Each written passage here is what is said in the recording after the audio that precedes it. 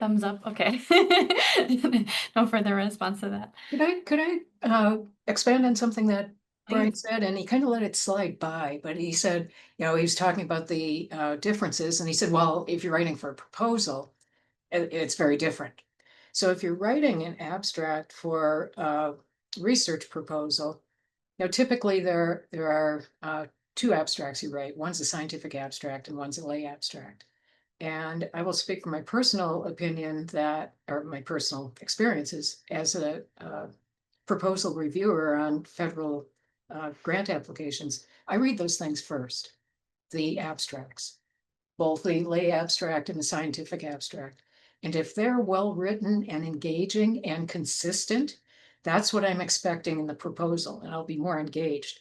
If they are divergent and very poorly written and whatever, my flavor for the rest of the proposal diminishes significantly. So my point here is that abstracts in that context are extremely important from my position. Maybe can we talk more about that? Because this is tied to one of our questions, like what role does the abstract play or an abstract play if you're trying to secure funding via grants? Like, how can students optimize it for that purpose? Would you have anything more to add about that? I actually have had a little bit of strangely the opposite. I mean, I agree with what Janet said that the abstract of a grant proposal should be really compelling.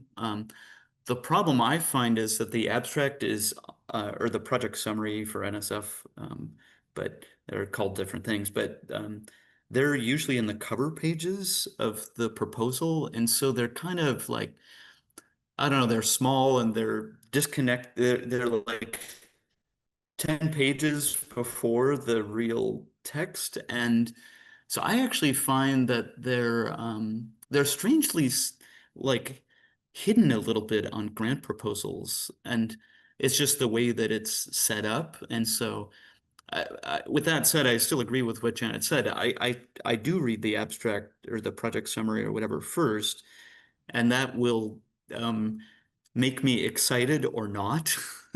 And it's good, trust me, if I have a stack of grant proposals to review, and if I read your proposal's abstract and it makes me excited and doesn't give me a headache, that's a good thing. Um, so I think, despite the fact that I think it's sometimes hidden just because of the way they're set up, most people will try to find them and read them, and they will be important. I think the other piece that the abstracts for a grant proposal how you can engage your reviewers is by writing solid science. And your lay abstracts also, so you're conveying the science the same way, or the project summary, or whatever it is, but just using terms that a more general audience can understand. So if I'm reading a grant proposal abstract and I see significant flaws there in the abstract, then that will, as I go on and read the proposal, I'm going to be focusing on that and see if there's more clarity in the proposal. And if, in fact, I simply misinterpreted because of the word limit, if I misinterpreted or got bad taste in my mouth, and in fact, it is good science, and when there was space to explore it or to examine it, that's not particularly a purpose uh, to give a negative to the authors of the work. So that's what I have to say there. I'll add when I do my panel reviews for NSF, NIH, Spencer, all of those. I actually use the abstracts and the project summaries as my note taking because again, they should map incredibly parallel to the actual text of the document. So when I bring that for panel review and I'm talking to other experts on this, we can oh, so in their broader impact statement, and we all can turn to that, flip to that page or scroll to that page. For all of you, as you think about writing these abstracts, you need to hit every single point that you know is going to be on that evaluation rubric in that abstract. And it doesn't have to be a full blown out thing, but you just have to nod that you acknowledge that this thing exists and give as much detail as you can within word limits And anything else, like you'll assume that the reviewer with due diligence will go into your like documents, your papers, what you provide, yours like, and will find that information. But if you skip something, we will not know if you even acknowledged that that evaluation point like was on your radar. And we will not work as hard because like maybe you forgot it versus me if I read an abstract I'm like, oh, they mention it here, I need to find it, like I will find it in their document papers because I know you've acknowledged it in your abstract. And so that puts the onus on me as the reviewer to find what you have done versus, oh, they didn't really talk about their prior NSF experience. I'm going to scan the headings, but it's not really clearly obvious to me. Like, nope, no plus or minus there. I hope that makes sense. Like when we're applying for things like we can be awarded, you really need to make sure that you hit every single one of their bullet points. And whether it's a abstract for funding or an abstract for publication, I highly recommend gathering a lot of good examples. Part of the time and part of the value of grad school is that you have people, the people on this panel, including the people in your networks, your cohort of other grad students that you can like, hey, you went to this conference, can I see your abstract that from that? Or that you can reach out to, okay? Couple key things I'd still like us to touch on. I'd love to go back and touch more on the interdisciplinary research projects. So is there anything that you all would add about like how are those approached differently? What do you need to keep in mind? I think it's not different. You know, you pick a journal or you pick a conference or whatever, and you do your homework about what's expected and what the norms are there. Um, I think what is different is that you, as the person writing the abstract, may not be as comfortable with all of the, all the content. My collaborator X helped with this technique and that interpretation, and Professor Y helped with that, and so I think there are two big differences that sort of pushes me to, and one is that I need more help than I normally do, and so if it's all in my domain, then I'm fully in control. But if I don't understand part of it as well as I should, then I need to reach out for some help and make sure that a certain part of the abstract made sense. And sort of rolled into that is just a longer timeline. So I need to plan a little bit in advance that my collaborator might be traveling or something, or have a deadline and might take a little bit longer. And then really, the team, my research team, ideally, I try to give them a week to review a completed abstract before I submit it. It's not always, doesn't always work that way, but that's what I aim for. Um, and so again, if it's interdisciplinary and if you really rely on other people to help, then you need to lengthen that timeline to put it together. I totally agree with everything Dr. Hedlund said. Actually, my first note on this question is nothing changes. You still have the same objectives, but again, you have to be willing to let another voice be heard and actually live with a little humility sometimes and saying, well, okay, that's not the way I would have said that, but you're the expert in this area, so this, that, and the next. Since most of the research in my latter portion of my career has been very interdisciplinary, my colleague and I worked very well together in that we would actually bounce things back and forth. And specifically, if we were submitting to NSF or a more mechanical engineering journal, he would take the lead and he would write the drafts, and then I'd come in and put my part in, and then we'd work back and forth. Conversely, if we were looking at more of a rehab or a human locomotion journal or something more in biomechanics or NIH grants, then I'd take the lead because of my expertise. And you just have to be willing to kind of step back sometimes and kind of your ego has to go away. That is really, I think, the key, in that you have a collaborator, and if you do not respect that collaborator's professional opinion, or professional advice or professional expertise, then that may not be the best collaborator for you. So it's different, and it does take more time, just because you're hearing different voices.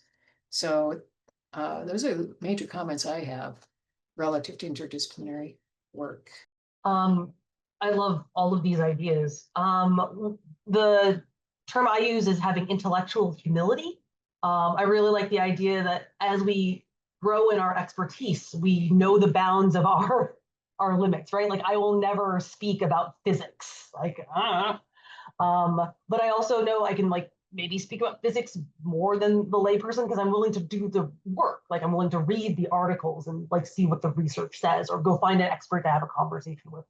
That's just intellectual humility, you know. But I actually will deviate a little. I do change when I try to publish in different venues, whether it's context, like other social scientists. I have an article in human counseling.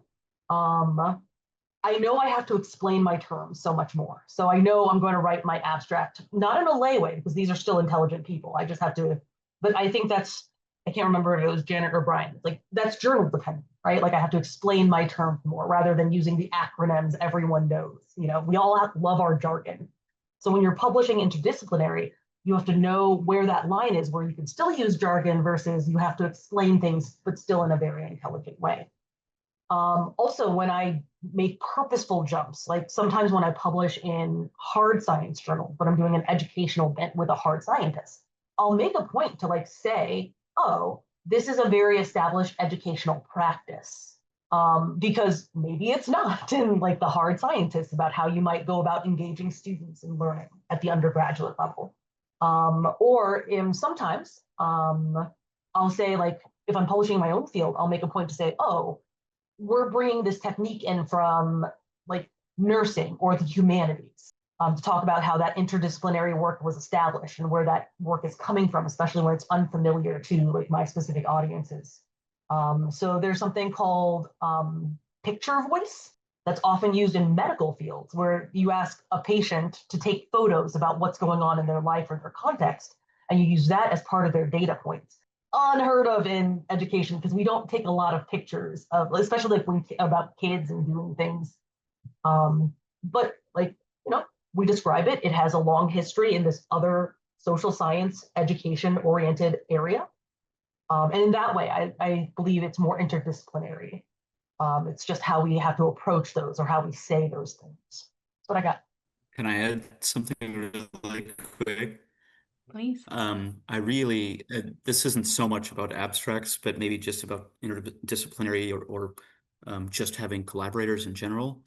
I really like the mention of humility and, you know, discussions about, you know, that things aren't perfect. And I really want to stress to people that it's important to realize that your collaborators and other members of your team, including your advisor, these aren't perfect people.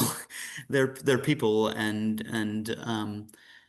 it's I mean, plenty of people I publish with, I get frustrated with at times, and you know, some of them, honestly, you know, I feel like I drag to success, but what the other people on the team are bringing, and they may not be the best writers, by the way, but they, you know, hopefully they still bring something that helps your project get stronger. And in my opinion, if somebody helps me get stronger, and helps the project get stronger, I don't, you know, I try to, yeah, have a little humility and not expect them to be perfect in every aspect of what they're doing, right? So look at the big picture about it. Thank you. Thank you all so much. We're nearing the end of our workshop, and man, it has flown by. But I would love to close out with our panelists with one more question, and I think a good way to close out is our impact question. So How can students effectively convey their work's broader impact within an abstract's limited space? Is there anything that you would add about that? I'll mention something real fast that to me that's at least partly the resolution in the OCAR. So to me, the last sentence probably in the abstract says some, it could be two. It depends on the journal, I suppose. But I'm used to pretty tight limits. Um, it should say something about the somewhat something broadening and forward thinking about how your project impacts the landscape moving forward. And I don't know if people, I didn't really get to describe the OCAR structure, but the opening brings people, gives people a background to understand the challenge. And then there's, action, which is basically your project.